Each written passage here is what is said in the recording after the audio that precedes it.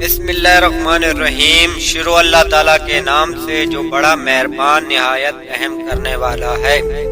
رسول اللہ صلی اللہ علیہ وسلم نے فرمایا، ان طرح کے لوگ وہ ہوں گے جن کی طرف قیامت کے دن اللہ تعالیٰ نظر بھی نہیں اٹھائے گا اور نہ انہیں پاک کرے گا، بلکہ ان کے لیے دردناک عذاب ہوگا۔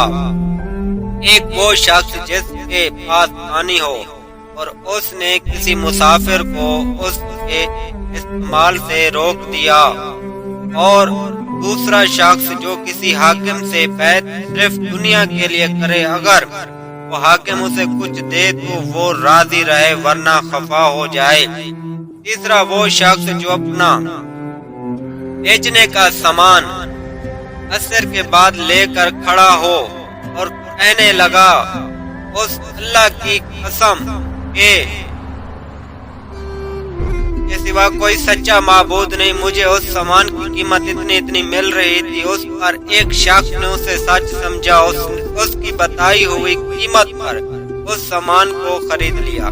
پھر آپ نے اس آیت کی تلاوت سنی اور اس پر آپ نے یہ سامان خرید لیا، تو یہ چھوٹی قسمیں کھا کر دنیا کا تھوڑا سا سامان تو بیچ لیتے ہیں، لیکن اللہ انہیں معاف نہیں کرے گا۔